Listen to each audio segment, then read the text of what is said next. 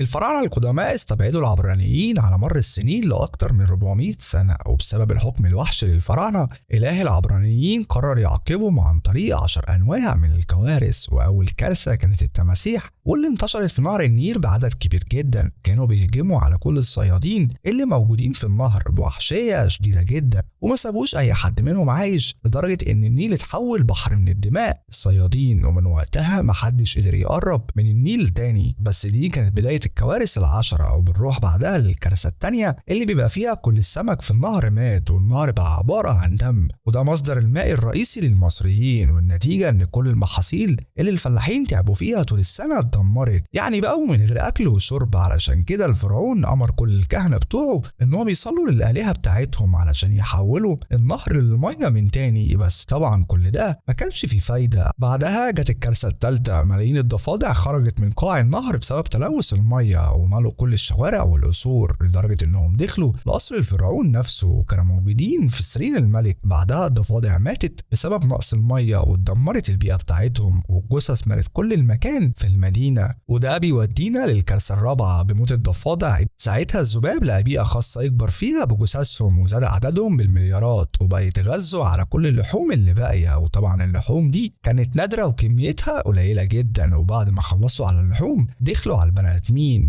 ووقتها الذباب كان مالي الجو كله، وكمان ريحة جثث الضفادع كانت مالية المكان، وبقى صعب جدا التنفس في وجودها. بعدها على طول الفرعون عمل اجتماع طارئ لكل الوزراء والكهنة بتوعه، وساعتها اتكلم واحد من الموجودين وقال لهم انهم لو صبروا على الكارثة دي الذباب هيموت لوحده زي باقي الضفادع والامور هتهدى. بس بعدها على طول حصلت الكارثة الخامسة. الطاعون بينتشر في المدينة كلها، وبقى بيموت كل السكان الموجودين، وبيسيب لهم طفح جلدي بشع. حتى افراد العيلة المالكة وكل النبلاء اللي موجودين ما سلموش من الطاعون. بعدها اليهود بعتوا حصان ابيض للفرعون مكتوب عليه ان الازمة دي مش هتنتهي، دي هتزيد اكتر ومش هتتحل الا لما يحرر ال400,000 يهود اللي مستعبدهم. بس الفرعون كابر وما كانش مؤمن بأي إله، وكان معتبر نفسه الإله الوحيد اللي موجود. وكمان اعتبر إن اليهود عملوا ده اللي اتزوق منهم، وضاعف عذابهم واشغالهم. وده طبعا خلى الكارثة السادسة تنزل عليهم. كل المواشي اللي في المدينة ماتت موت مفاجئ، حتى الخيول، والمصريين ما كانوش عارفين يلحقوا على الكوارث. بس الفرعون عمل اجتماع تاني للكهنة بتوعه علشان يشوفوا حل للكوارث اللي بتحصل. وزي المرة اللي فاتت لازم يصبروا لحد ما كل ده ينتهي وكل حاجة ترجع لطبيعتها. بس الفرعون ما بيعجبوش الكلام، وسحب الكاهن ده وعدمه قدام الشعب كله، وقالت له انها صلت لكل الآلهة بتاعتها بس ما فيش استجابة. وساعتها الفرعون بيجيب اخره، وما كانش قادر يصبر على التخاريف اللي بيقولوها كل شوية، وسحن العرافة قدام الشعب وقتلها هي كمان.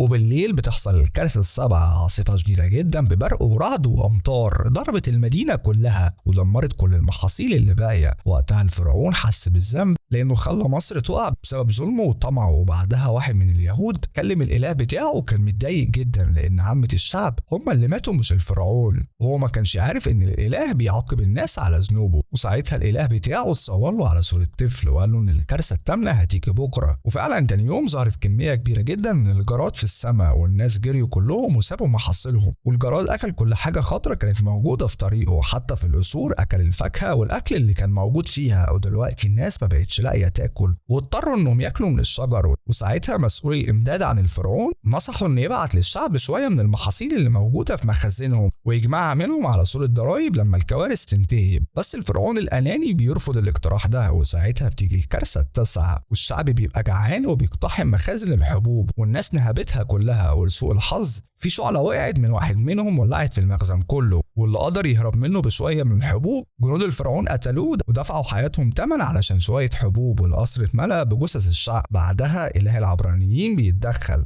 وبيبعت صاعقة من السماء بتقضي على كل جنود الفرعون. وبالليل ظهر إله العبرانيين من تاني في صورة طفل، وبعت لواحد منهم اسمه موسى وقال له يروح يتفاوض مع الفرعون على تحرير اليهود اللي تحت سيطرته ويرجعهم تاني لموطنهم، واللي هينزل عليهم بالكارثة ال10 اللي هتكون أشد بكتير من اللي فات كله. وقتها موسى راح فعلا للفرعون وطلب منه انه يحرر اليهود والا هتحل عليهم الكارثه ال10. بس الفرعون رمسيس كان عنيد جدا وقال له انه مش هيحررهم، وبنكتشف بعدها ان رمسيس كان حاقد على موسى. بسبب كلام العرافة اللي قالته له قبل الحرب بين مصر والمملكة الحوثية. وبنرجع بعدها في الأشباك وبنشوف إن الأمير رمسيس وهو بيقود جيش مصر ضد الجيش الحوثيين في معركة قادش اللي التاريخ خلدها وكتب عنها مجلدات بسبب عظمتها. جيش رمسيس كان مكون من 2000 عربية حربية أو 16,000 جندي، وأخدهم كلهم وطلع بيهم على سوريا عشان يواجه الحوثيين. وأول ما الحوثيين عرفوا بإن رمسيس جاي عليهم، ملك الحوثيين بعت 20,000 جندي على الحدود علشان يستقبلوهم.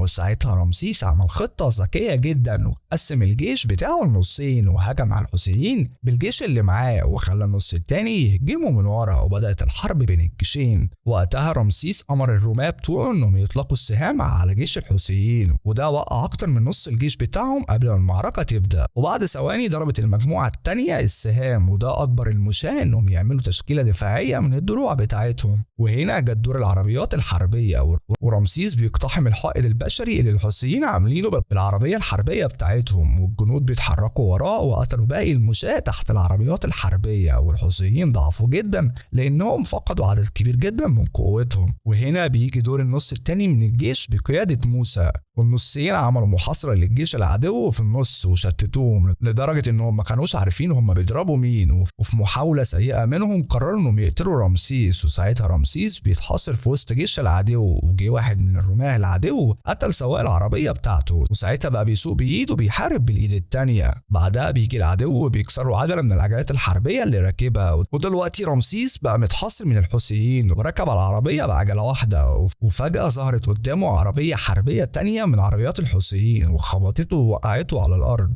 وقتها رمسيس بقى واقف يقاتل العدو لوحده، وكل اللي معاه كان السيف. وموسى لاحظ الأزمة اللي رمسيس فيها وحس بالخطر اللي محاوط أخوه. رمسيس كان يعتبر أخو موسى بالتبني لأنه اتربى معاه في نفس القصر. بعدها جت عربية من عربيات الحوثيين وكانت هتهجم على رمسيس، بس موسى اتدخل على آخر لحظة ورمى الرمح بتاعه على عجلة العربية الحربية وأنقذه. وبرغم إن موسى أنقذ رمسيس إلا إنه كرهه علشان أنقذه. بس هنا بنعرف إن الملوك المصريين كان عندهم طقوس غريبة بيعملوها قبل الحرب من حروبهم. بيذبحوا بوزة بيضة وبياخدوا الكبد بتاعته وبيستخدموه في التنبؤ بنتيجة الحرب. بس المرة دي كان وقتها النتيجة سيئة، والعرافة قالت له إن في شخص هينقذه في المعركة، والراجل ده هيبقى هو حكم مصر القادم. لكن كل الموجودين طنشوا الموضوع إلا رمسيس. دفن النبوة جوه قلبه وسكت وعمل كل اللي عليه في الحرب علشان محدش يساعده. بس بعد كل جهده دي النبوة اتحققت برضه، وموسى أنقذه من الموت، وكده هياخد منه الحكم وهيكون هو حكم مصر القادم. وقتها رمسيس سحب الرمح بتاعه وكان عايز يقتل موسى، بس موسى كان طايح في العدو وقتل عدد كبير منهم من غير ما يديله اي اهتمام. وفجأة جنود رمسيس خدوه وسط المعركة وركبوا العربية الحربية، وده لانهم انتصروا في المعركة ولازم يرجعوا بيوتهم من تاني. والشعب بيستقبل الجيش بالترحيب والتهليل، والمعركة دي كانت من انجح المعارك في التاريخ. وفي القصر الفرعون والد رمسيس بعت لموسى وفضل يضغط عليه علشان يحكي له هو مخبي ايه عنه. وساعتها موسى قال له النبوة اتحققت. وبرغم ان الخبر صادم، الفرعون الاب ما اتحركش من مكانه وكان هادي جدا، وقال لموسى ان النبوة دي صعبة تتحقق لان موسى مش من دمه وبالتالي مش هيقدر ياخد العرش. وقال له انت صحيح زي ابني لان انا ربيتك وبعتبرك الاقرب ليا من رمسيس، بس النبوة دي مش هتتحقق. وبعدها الفرعون الاب جاب ابنه رمسيس وهزاه على ادائه الغير مشرف في المعركة،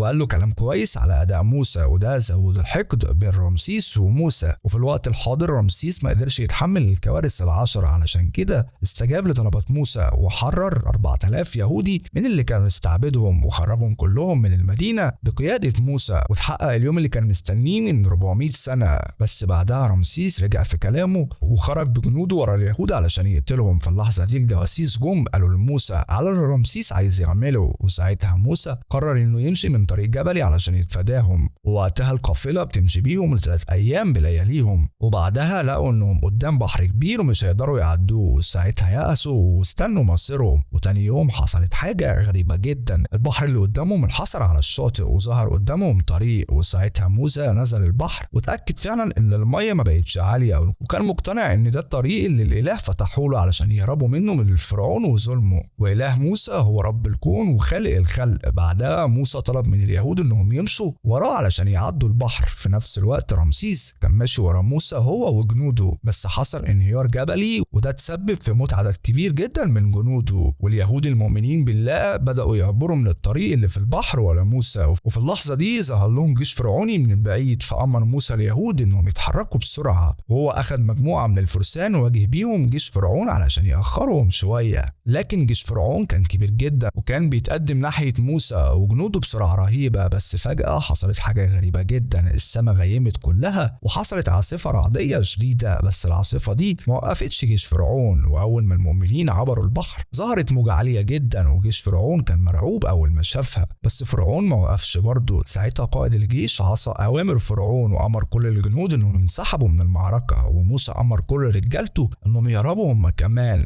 وبكده بقى رمسيس في مواجهة موسى، والاتنين وقفوا لوحدهم قدام بعض في المعركة. لكن رمسيس كان مصر على اللي هو بيعمله، وسحب سيفه علشان يواجه بيه أخوه بالتبني. لما الحقد عمى قلبه والسلطة والحكم جننوه، ساعتها الموجة وقعت على فرعون وموسى، وكل قوات فرعون ما لحقوش يهربوا، وفي لحظة البحر بلعهم كلهم. وبكده تبقى اتحققت الكارثة ال10، والموجة كانت عالية جدا لدرجة إنها بلعت كل حاجة قدامها، حتى اليهود اللي عبروا الناحية التانية ما سلموش منها. وفي شوية من الموج طالهم، بس لحسن حظهم محدش حصل له حاجة. أما جنود فرعون ماتوا كلهم، وطلع موسى سليم من المية. وبكده يبقى حرر عدد كبير جدا من اليهود المؤمن بعد 400 سنة من الأسر والاستعباد. بعدها رمسيس كان واقف على الشط ندمان وحاسس بالذنب بسبب كبريائه اللي دمر دولته كلها وقتل كل جنوده، وكان بيراقب جثث جنوده والنسور بتنهش فيها. وبنشوف موسى وهو على راس العبرانيين وماشي بيهم في رحلة جديدة علشان يرجعهم أرض الكعنانيين من تاني. وبكده يكون فيلمنا خلص يا صديقي. ما تنساش انك تشترك معانا علشان يوصلك كل جديد. اشوفك الفيلم الجاي، سلام.